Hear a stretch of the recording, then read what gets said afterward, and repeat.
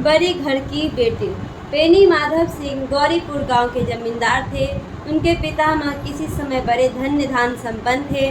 गांव का पक्का तालाब और मंदिर, जिनकी अब मरम्मत भी मुश्किल थी, उन्हीं के कीर्ति स्तंभ थे। कहते हैं इस दरवाजे पर हाथी झूमता था। अब उसकी जगह एक बूढ़ी भैंस थी, जिसके शरीर में अस्थि पंजर के सिवा कुछ न रहा था, पर दूध शायद ज़्यादा देती थी, इसलिए एक न एक आदमी हांडी लेके उसके सिर पर सवार रहता था। बेनी माधव सिंह अपनी आधी से अधिक संपत्ति वकीलों को भेंट कर चुके थे। उनकी वर्तमान आय 1000 रुपये वार्षिक से अधिक न थी। ठाकुर साहब के 2 बेटे थे। बड़े बेटे का नाम श्रीकंठ सिंह था। उसने बहुत दिनों के परिश्रम के बाद BA की डिग्री प्राप्त की। अब एक दफ्तर में नौकर था। छोटा लड़का लाल बिहारी सिंह दोहरे बदन का सजीला जवान था। भरा हुआ मुखड़ा, चौड़ी छाती, भैंस का 2 सेर ताज़ा दूध उठकर सवेरे पी जाता था। श्रीकंठ सिंह की दशा बिल्कुल विपरीत थी। इन नेत्र प्रिय गुणों को उन्होंने BA इन्हीं 2 अक्षरों पर निछावर कर दिया था। इन 2 अक्षरों ने उनके शरीर को निर्बल और चेहरे को कांतिहीन बना दिया था। इसी से वैदिक ग्रंथों पर उनका विशेष प्रेम था। आयुर्वेदिक औषधियों पर उनका अधिक विश्वास था। शाम सवेरे उनके कमरे से प्रायः खरल की सुरीली कर्ण मधुर ध्वनि सुनाई दिया करती थी। लाहौर और कलकत्ते के वैद्यों से बड़ी लिखा पढ़ी रहती थी। श्रीकंठ इस अंग्रेजी डिग्री के अधिपति होने पर भी अंग्रेजी सामाजिक प्रथाओं के विशेष प्रेमी न थे, बल्कि वह बहुधा बड़े जोर से उनकी निंदा और तिरस्कार किया करते थे। इसी से गांव में उनका बड़ा सम्मान था। दशहरे के दिनों में वह बड़े उत्साह से रामलीला में सम्मिलित होते थे और स्वयं किसी न किसी पात्र का पाठ होते थे। गौरीपुर में रामलीला के वही जन्मदाता थे। प्राचीन हिंदू सभ्यता का गुणगान उनकी धर्मात्मा का प्रधान अंग था। सम्मिलित कुटुंब के तो वह एकमात्र उपासक थे। आजकल स्त्रियों को कुटुंब में मिलजुल कर रहने की जो अरुचि होती है, उसे वह जाति और देश दोनों के लिए हानिकारक समझते थे।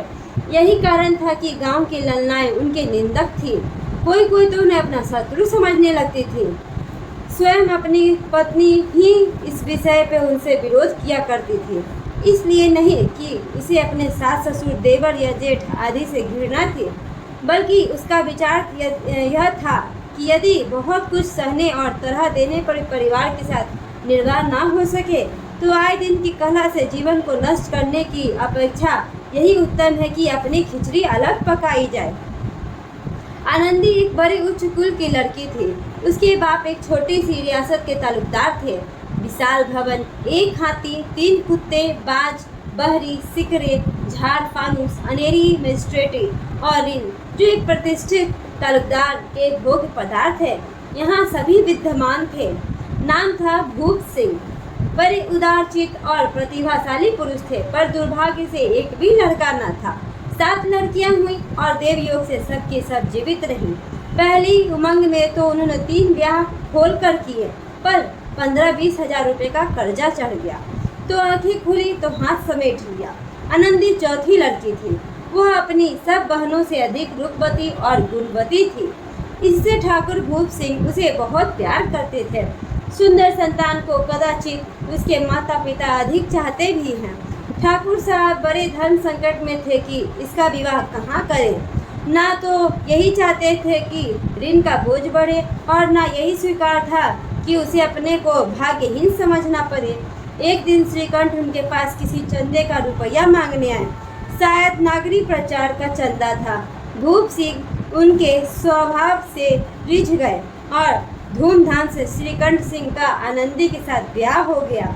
आनंदी अपने घर से नए घर में गई तो यहाँ का रंग ढंग कुछ और ही देखा। जिस टीम टाम की उसे बचपन से ही आदत पड़ी हुई थी, यहाँ वह नाम मात्र भी न था।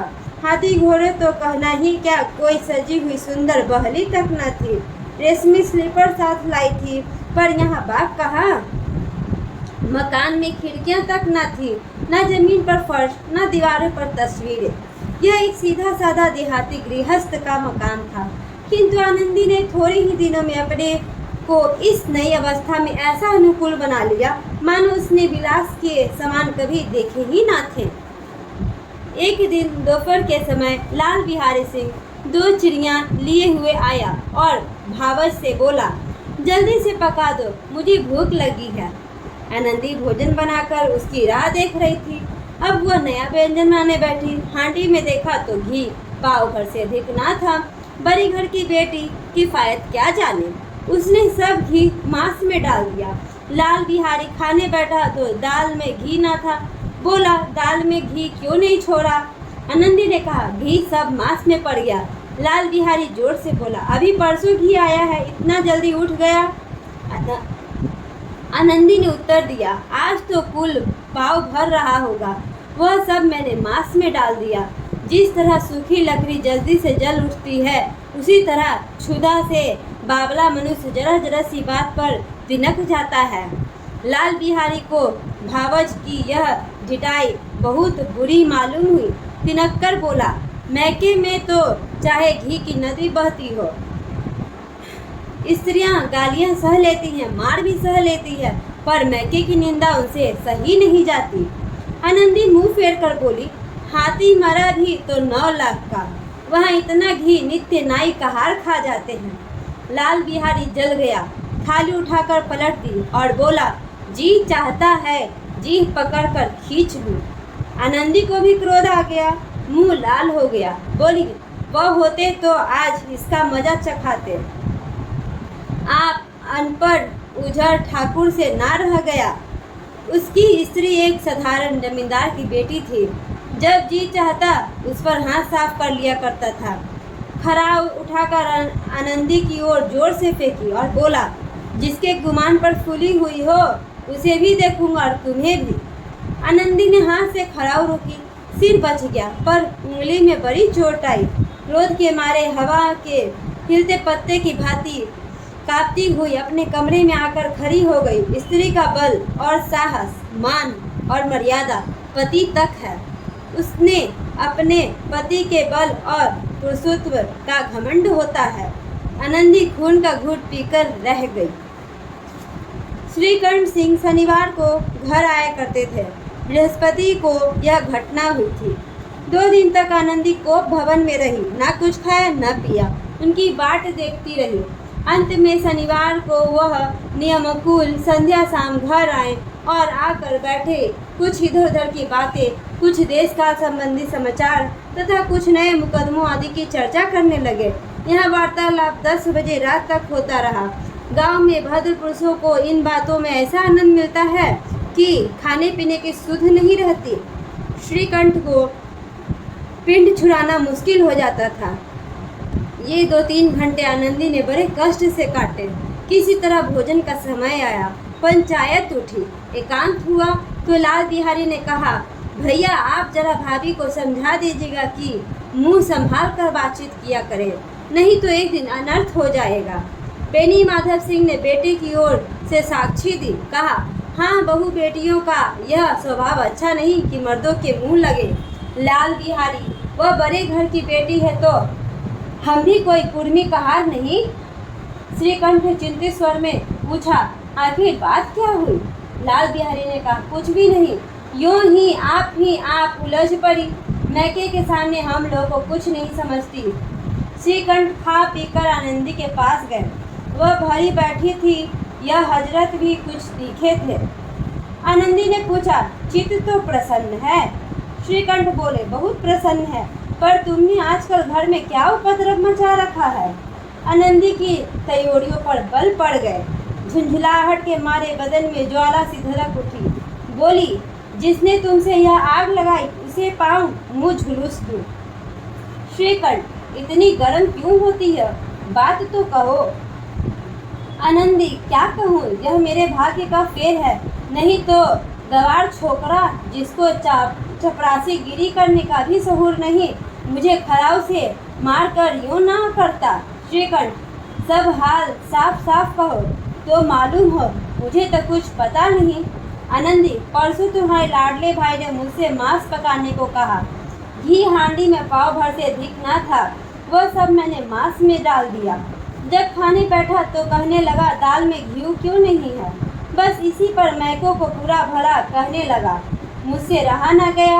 मैंने कहा, वहाँ इतना घी तो नाई कहार खा जाते हैं और किसी को जान भी ना पड़ता। बस इतनी सी बात पर इस अन्यायी ने मुझ पर खड़ाऊ फेंक मारी। यदि हाथ से ना रोकूं तो सिर फट जाए। इसी से पूछो मैंने जो कुछ कहा वह सच है या झूठ। श्रीकंठ की आंखें लाल हो गई। बोले, यहाँ तक हो गया इस छोकरे का यह साहस। आनंदी स्त्रियों के स्वभाव अनुसार रोने लगी, क्योंकि आंसू उनकी पलकों पर रहते हैं। श्रीकंठ बड़े धैर्यवान और शांत पुरुष थे। उन्हें कदाचित ही कभी क्रोध आता था।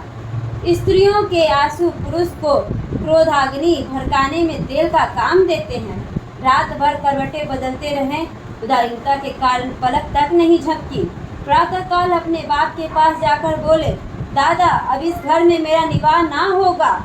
इस तरह की विरोधी पूर्ण बातें कहने पर श्रीकंठ ने कितनी ही बार अपने कई मित्रों को आड़े हाथे लिया था, परंतु दुर्भाग्य आज उन्हें स्वयं ही वह बातें अपने मुंह से कहनी पड़ी।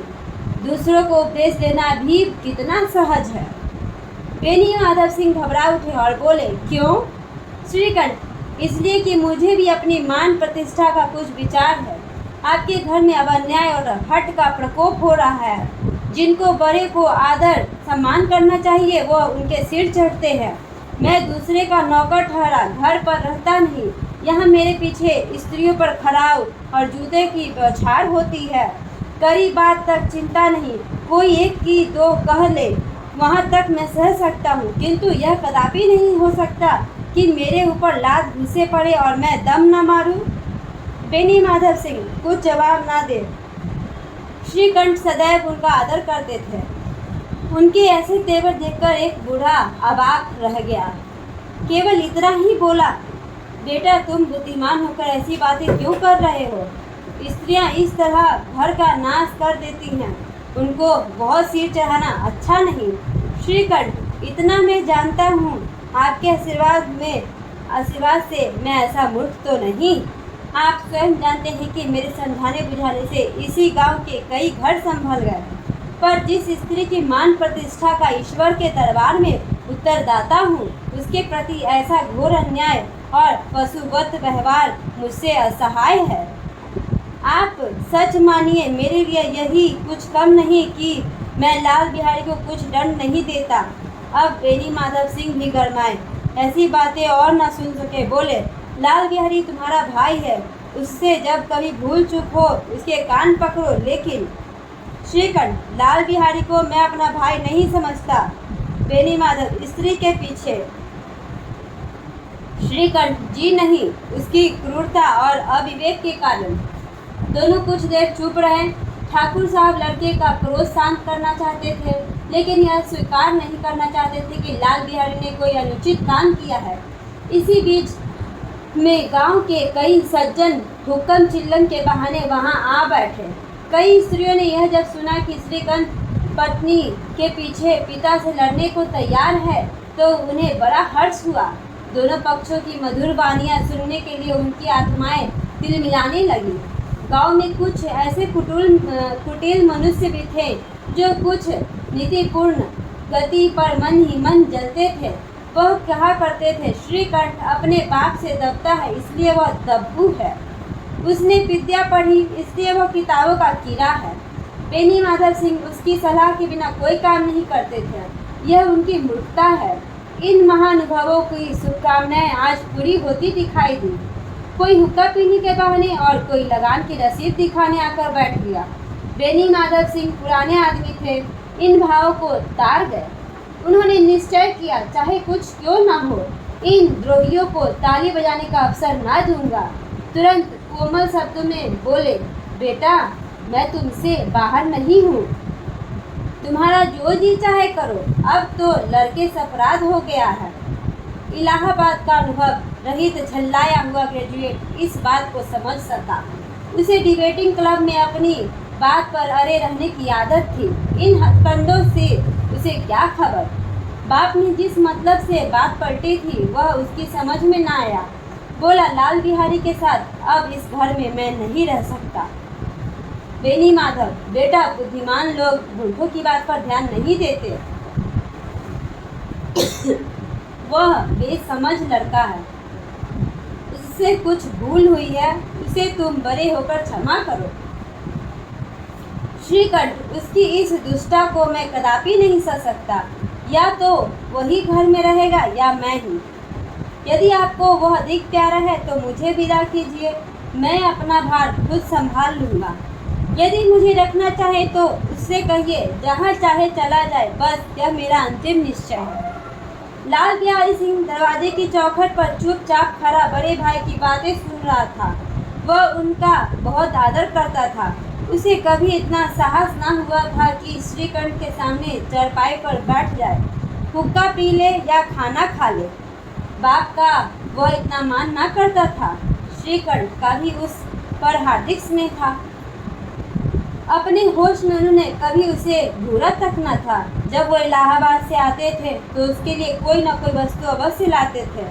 मुद्गर की जोड़ियां उन्होंने ही बनवा दी थी। पिछले साल जब उसने अपने जवान को नाग पंचमी के दिन दंगल में पछाड़ दिया तो उन्होंने पुलकित होकर अखाड़े में ही उसे जाकर गले लगा लिया और 5 रुपए लुटाए थे। ऐसे भाई के मुंह से आज ऐसी हृदय विदारक बात सुनकर लाल बिहारी को बड़ी ग्लानि हुई। वह फुट फुट कर रोने लगा। इससे संदेह नहीं है कि अपने किए पे वह पछतावा कर रहा था। भाई के आने से एक दिन पहले उसकी छाती धड़कती थी कि देखूं भैया क्या कहते हैं। मैं उनके सम्मुख कैसे जाऊंगा, उनसे कैसे बोलूंगा, मेरी आंखें उनके सामने कैसे उठेंगी। उसने समझा था कि भैया मुझे बुलाकर समझा देंगे। इस आशा के विपरीत आज उसने उन्हें निर्दयता की मूर्ति बने हुए पाया। वह मूर्ख था, परंतु उसका मन कहता था कि भैया मेरे साथ अन्याय कर रहे हैं। यदि श्रीकंठ उसे अकेले बुलाकर 2-4 बातें कह देते, इतना ही नहीं 2-4 तमाचे भी लगा देते तो कदाचित उसे उतना दुख ना होता। पर भाई का यह कहना कि मैं उसकी सूरत न देखना चाहता हूँ, लाल बिहारी से सहा ना गया। वह रोता हुआ घर आया, कोठरी में जाकर कपड़े पहने, आंखें पोंछी, जिससे कोई यह ना समझ सके कि रोता है। तब आनंदी के द्वार पर आकर बोला, भाभी, भैया ने निश्चय किया कि वह मेरे साथ इस घर में ना रहेंगे। अब वह मेरा मुंह नहीं देखना चाहते, इसलिए अब मैं जाता हूँ। उन्हें फिर मुंह ना दिखाऊंगा। मुझसे जो कुछ अपराध हुआ उसे क्षमा करना। यह कहते कहते लाल बिहारी का गला भर आया। जिस समय लाल बिहारी सिंह सर झुकाए आनंदी के द्वार पर खड़ा था, उसी समय श्रीकंठ सिंह आंखें लाल किए बाहर से आए। भाई को खड़ा देखा तो घुटना से आंखें फेर ली और कतरा कर निकल गए, मानो उसकी परछाई से दूर भागते हों। आनंदी ने लाल बिहारी की शिकायत तो की थी, लेकिन अब मन में पछतावा कर रही थी। वह स्वभाव से ही दयावती थी। उसके तनिक में भी ध्यान न था कि बात इतनी बढ़ जाएगी। वह मन में अपने पति का झुंझला रही थी कि वह इतने गर्म क्यों होते हैं। उस पर यह भय भी लगा हुआ था कि कहीं मुझसे इलाहाबाद चलने को कह दे तो कैसे क्या करूँगी। इस बीच में जब उसने लाल बिहारी को दरवाजे पर खड़े यह कहते सुना कि अब मैं बाहर जाता हूँ, मुझसे जो कुछ अपराध हुआ क्षमा करना, तो उसका रहा सहा क्रोध भी पानी हो गया। वह रोने लगी। मन का मैल धोने के लिए नयन जल से उपयुक्त और कोई वस्तु नहीं है। श्रीकंठ को देखकर आनंदी ने कहा, लाला बाहर क्यों खड़े हो, क्यों रो रहे हो? श्रीकंठ, तो मैं क्या करूं? आनंदी, भीतर बुला लो, मेरी जीभ में आग लगे। मैंने कहाँ से यह झगड़ा उठाया? श्रीकंठ, मैं न बुलाऊंगा। आनंदी, पछताओगे, उन्हें बहुत ग्लानि हो गई है, ऐसा ना कहो, कहीं चल दे। श्रीकंठ ना उठे ना कुछ कहा। इतने में लाल बिहारी ने फिर कहा, भाभी, भैया से मेरा प्रणाम कह दो। वह मेरा मुंह नहीं देखना चाहते, इसलिए मैं भी अपना मुंह उन्हें ना दिखाऊंगा।